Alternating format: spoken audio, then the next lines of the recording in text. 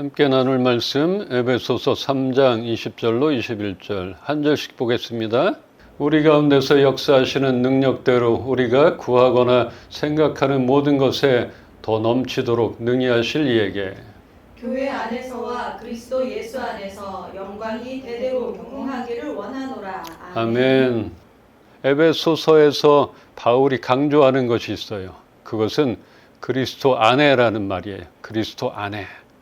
신자인 우리는 그리스도 안에 있으며 그리스도 안에서 하늘의 복을 받았고 그리스도 안에서 택함을 받았으며 그리스도 안에서 소망을 가졌고 그리스도 안에서 성장하고 그를 믿음으로 말미암아 하나님께 가까이 나가게 된 것이라 이렇게 말하고 있는 것입니다. 그리고 이 말이 참 중요하고 우리가 기대하고 있는 말이에요. 우리 가운데 일하시는 하나님께서는 우리가 구하고 생각하는 것보다 훨씬 더 많은 것으로 채워주시는 분이라는 것입니다. 이 말씀에 소망을 갖길 바랍니다. 어쩌면 에베소에 있는 사람들 이 말에 희망을 얻고 소망을 얻을 수 있었을 것이에요. 이 말씀은 지금 우리에게도 가장 필요한 말씀으로 다가옵니다. 우리가 미처 생각하지도 못했던 그런 것이나 아주 다른 방법을 통해서라도 우리가 소망을 잃지 않게 하시며 다시 시작하게 하시는 하나님, 예수 안에서 그런 하나님을 우리 모두가 경험하기를 기도하고 있는 것입니다. 이런 하나님을 사도 바울은 경험했어요. 그렇기 때문에 자신 있게 만나는 사람한테마다 또 방문하는 교회마다 이런 편지와 이렇게 강조하면서 평안을 나눠주고 축복의 메시지를 나누고 있는 것입니다. 충만한 삶이란 무엇인가? 아까 얘기했잖아요. 본문에서 여러분들에게도 충만하게 되어지기를 원한다고 이렇게 했잖아요. 충만하다. 제가 이 뜻을 찾아보니까 한껏 차서 가득하다. 이런 뜻이에요. 한껏 차서 가득하다. 우리가 먼저 충만해야 합니다. 그렇게 우리 안에 가득하여 넘치는 것들이 흘러가야 하는 것입니다. 그래야만 우리는 항상 충만함을 유지할 수가 있는 것이에요. 단순히 우리가 가지고 있는 그런 물질이나 이런 것들뿐만 아니라 우리 마음에 그리스도 예수로 인하여 기쁨이 충만해야 하는 것입니다. 이렇게 생명의 근원 되신 예수님께로부터 공급을 받아야 우리가 고갈되지 않고 어떠한 상황에서도 절망 속으로 빠지지 않게 될 것입니다. 받는 게 있어야 되는 것이에요. 수요를 받아야 되는 것이에요. 우리 스스로는 감당할 수 없는 것이에요. 또 다른 단어가 있어요. 충분하다. 충분하다. 이 뜻은 모자람이 없이 넉넉하다. 어때요? 충분하다, 모자람이 없이 넉넉하다. 이것과 충만하다, 한껏 차서 가득하다. 그래서 충만하다는 것은 충분하다와 비슷한 것이겠지만 충분한 것은 사람마다 상황마다 다르기 때문에 우리는 영육 간의 충분함보다는 충만한 상태가 늘 유지되어 넘쳐나기를 소망합니다. 충분해. 나는 충분해요. 내가 쓸 것은 충분해. 이런 것도 있을 것이고. 그런데 우리는 우리만 쓰려고 버는 것이 아니잖아요. 나눠 주려고 하잖아요. 그러면은 충분함보다는 충만해서 늘 가득 차서 내 걸 퍼주는 게 아니라 그걸로 흘러가게 만들어야 된다는 것이에요. 근데 이걸 잘 못했어요. 너무나 못했어요. 알긴 알았는데 왜 적용을 못했는지 모르겠어요. 그랬으면 지금은 좀 바뀌었을 텐데. 우리가 비행기를 타면 안전벨트를 먼저 매잖아요. 안전벨트 매고 출발하기 전에 제일 먼저 승무원들이 하는 게 있죠. 뭐 하는 것 같아요? 승무원들이 뭐라 하잖아요. 유의사항 다 아시잖아요. 근데 이거 안 듣더라고. 앉자마자 이어폰 끼고 딴짓하고 한 번도 쳐다보지 않는 사람이 있는데 정말 위급할 때 이게 중요한 것이에요. 비행기가 바다에 불시착했을 때 구명조끼 입는 방법을 알려주잖아요. 이 방법을 알려주고 있어요. 이렇게 훅 불고 땡기고 하라고 하는데 그거 익숙하게 숙지해 놓지 않으면 급할 때 정말 정신없는 것이에요. 여유가 없는 것이에요. 저는 잘 듣고 있고 머릿속으로 그리고 있어요. 이렇게 되면 먼저 뭐부터 하라 그랬지? 땡겼을 때 안 되면 입으로 불어라 뭐 이런 거 있어요. 더 자세히 들은 사람은 뭐냐면 그러면서 아이가 있으면 자신이 먼저 구명조끼를 입고 그 다음에 아이를 입히라고 합니다. 자기가 먼저 입어야 되는 거예요. 나와 아이를 다 구하려면 순서가 이렇다는 것입니다. 그냥 마음만 급해서 자신의 상태를 파악하지 못하고 덤비게 되는 일이 많습니다. 우리가 먼저 충만한가를 먼저 보기를 원합니다. 그래야지만 나도 살고 남도 사는 것이에요. 근데 우리는 지금 하는 거 보면은 보통 사람들이나 우리들도 마찬가지예요. 다 죽자고 하는 것 같아요. 이럴 때가 많이 있는 것이에요. 이것은 뭐 우리가 예수님이 아니니까 십자가의 죽음으로 많은 인류를 구하는 그런 게 아니잖아요. 그럴 수도 있지만 지금 평소에는 그런 게 아니기 때문에 이런 방법을, 이런 순서를 좀 알기를 원합니다. 먼저는 내가 준비가 되기를, 우리가 충만한지를 그렇게 먼저 보기를 원합니다. 우리가 살아오면서 나 자신의 상태를 체크하지 못했던 그런 일들이 많이 있습니다. 금방이라도 메말라 버릴 수 있는 그런 육적, 영적 상태에서 그것을 파악하지 못하여 스스로 쓰러지거나 옆에서 툭 쳤을 때 단단히 버티질 못하고 넘어지게 되었던 그런 시간들을 되풀이해서는 안 됩니다. 정말 이 충만하다는 것이 그런 것이에요. 절대로 내 걸 퍼내가지고 지금 100%가 돼야 되는데 얼마나 퍼냈는지도 몰라요. 그럼 10%가 남았는지 1%가 남았는지도 모르는 상태에 있는 것이에요. 그게 이제 고혈압과 같은 거죠. 140, 150, 아직 멀쩡해, 아직 안 쓰러지는데 하다가 170에 쓰러진다면 160군지 130군지도 모르는 거예요. 그래서 우리는 그 고갈되기 전까지 가는 것이 아니라 항상 충만한 상태, 가득 찬 상태, 가득 차서 넘치는 상태가 되기를 원합니다. 그냥 뭐 물질의 욕심을 채우라는 게 전혀 아니에요. 우리 마음속에 있는 나눌 수 있는 것, 기쁨도 가득 차야 되고 우리의 평안도 가득 차야 된다는 것이 그런 말입니다. 우리는 물가에 심기운 나무가 되어야 합니다. 우리가 갈급한 상태로는 어떤 이들의 갈급함을 채워줄 수도 없고 아무도 구해낼 수도 없고 작은 영향력조차도 끼칠 수가 없는 것입니다. 그렇게 공급을 받기를 소망합니다. 우리 말씀 보겠습니다. 이사야 40장 31절. 오직 여호와를 앙망하는 자는 새 힘을 얻으리니 독수리가 날개치며 올라감 같을 것이요 다른 박질하여도 곤비하지 아니하겠고 걸어가도 피곤하지 아니하리로다. 아멘. 아멘. 여기서 말하는 피곤과 곤비함은 생명력이 고갈된 것을 의미합니다. 생명이 없는 것이에요. 죽은 것이. 우리가 영적으로 고갈되지 않으려면 지속적으로 공급을 받아야 합니다. 그 공급의 루트, 공급받을 곳, 이것을 우리가 남겨놔야 하는 것이에요. 다 막히면 안 돼요. 우리는 영적으로 항상 하늘의 하나님, 예수 그리스도 양분을 주시는 그분, 그 나무의 가지입니다. 거기에 매달려 있어야 된다는 그런 의미입니다.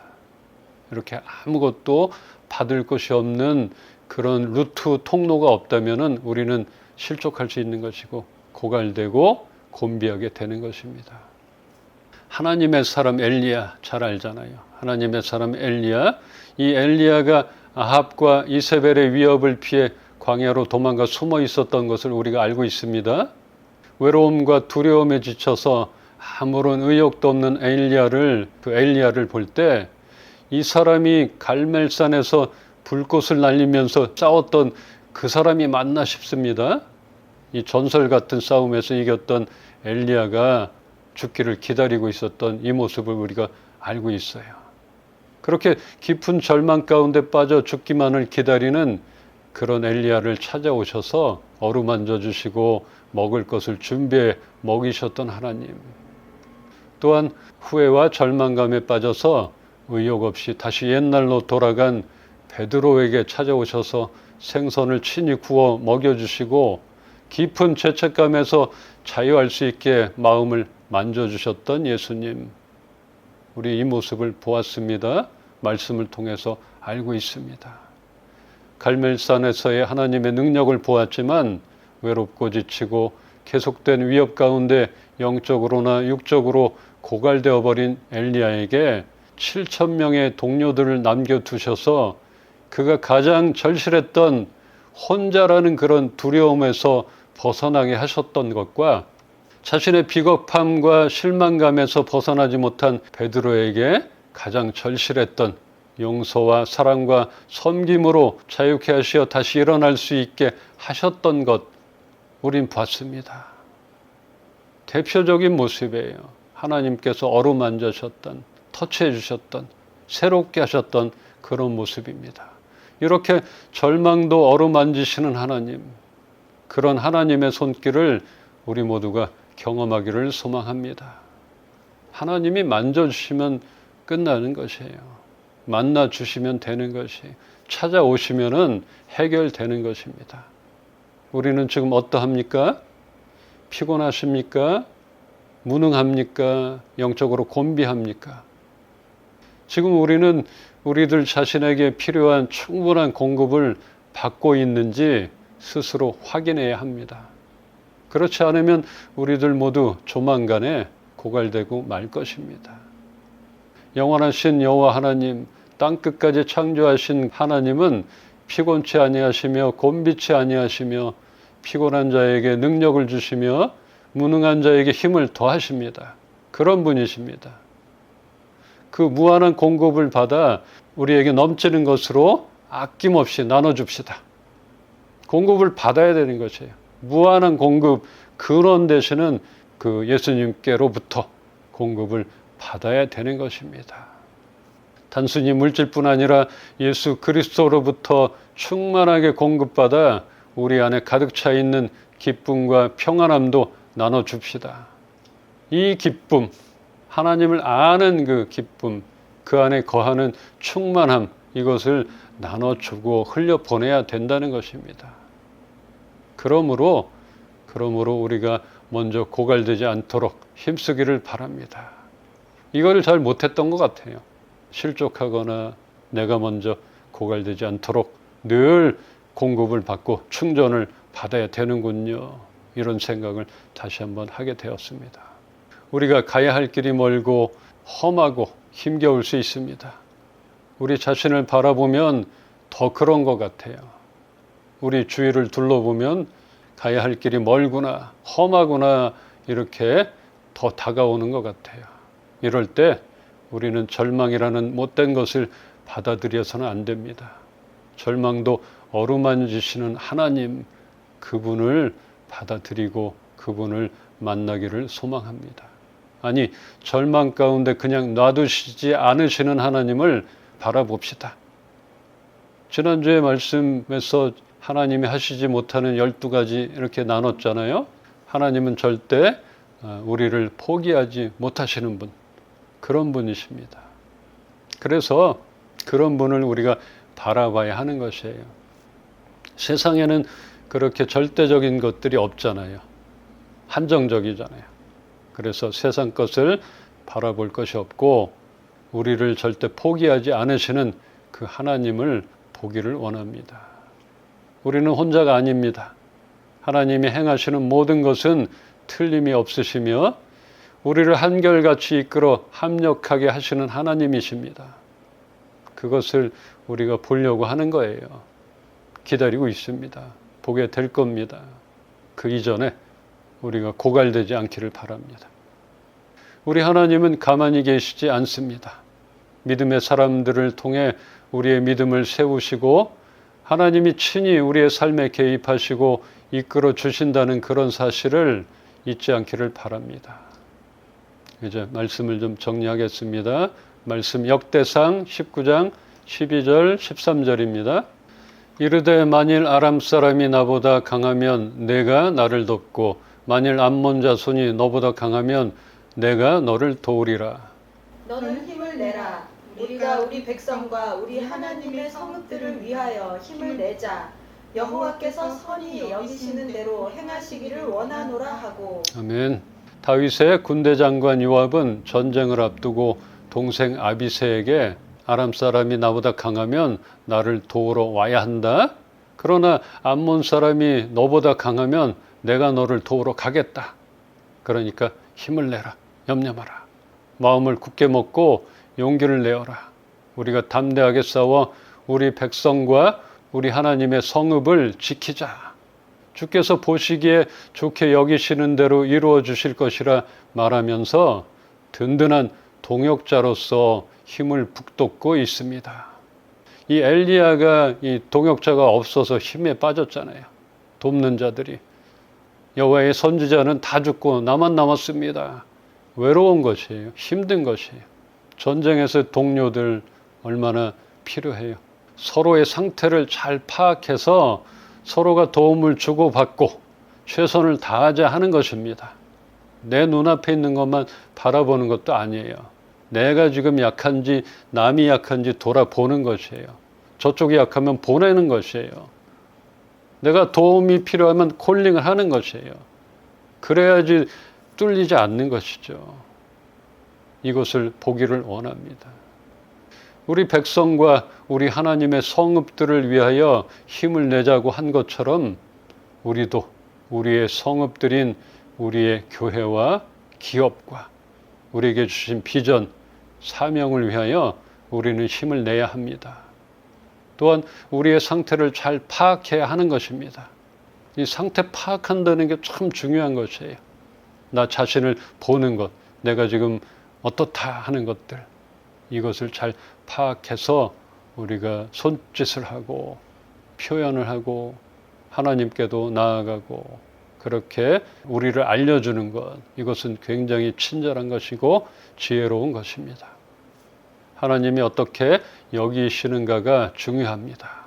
그분께서 보시기에 선하게 여기신다면 결코 가만히 보고만 계시지 않을 것입니다.